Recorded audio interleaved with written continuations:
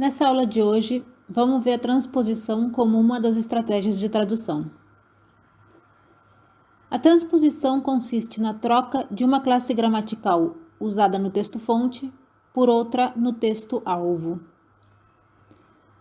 A gente pode chamar de classe gramatical, classe de palavras, categoria gramatical ou categoria léxica. E as classes gramaticais são os diferentes grupos nos quais as palavras que compõem o léxico de uma língua se dividem de acordo com certas propriedades que elas têm. Sim, e no português nós temos 10 classes de palavras: substantivo, artigo, adjetivo, numeral, pronome, verbo, advérbio, preposição, conjunção e interjeição. Fazendo então um repasso, os substantivos são aquelas palavras que dão nome aos seres em geral. O artigo é aquela palavra que particulariza ou generaliza um substantivo. Sim?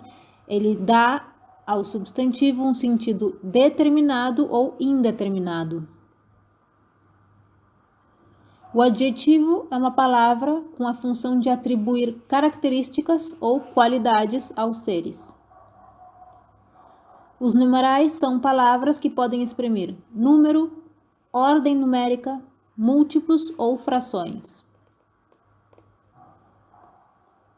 Os pronomes são palavras que podem substituir ou determinar os substantivos, assim como indicar a pessoa do discurso.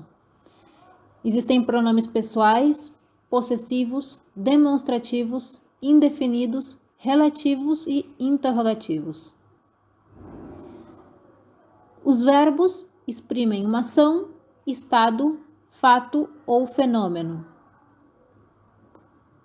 Os advérbios são palavras que modificam um verbo, um adjetivo ou outro advérbio e eles atribuem uma circunstância a essa palavra. Temos então advérbios de afirmação, de dúvida, de intensidade, de lugar, de modo, de negação e de tempo. E temos também os advérbios interrogativos. As preposições são palavras invariáveis que ligam um termo dependente a um termo principal, estabelecendo uma relação entre eles. As conjunções são palavras invariáveis que ligam orações ou palavras da mesma oração. E por último, nós temos as interjeições, que são palavras que expressam um estado emotivo. Sim? Então, essas são as 10 classes gramaticais que nós temos no português.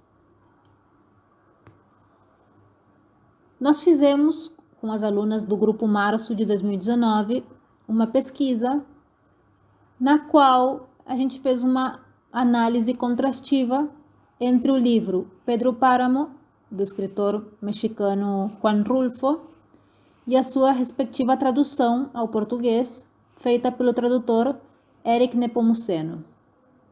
Vamos ver então alguns exemplos de transposição achados nessa pesquisa. Temos no texto-fonte: ni siquiera hice el intento. E a respectiva tradução: nem tentei.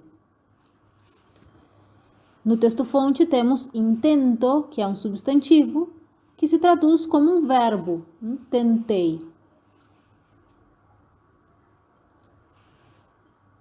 Próximo exemplo, temos no texto-fonte o seguinte: Padre, deja que a los muertos los juzgue Dios.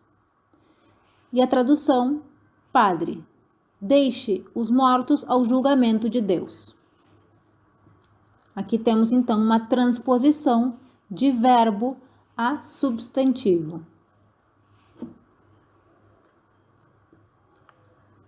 No próximo exemplo, temos o seguinte fragmento. Texto-fonte diz: Hay pueblos que saben a desdicha.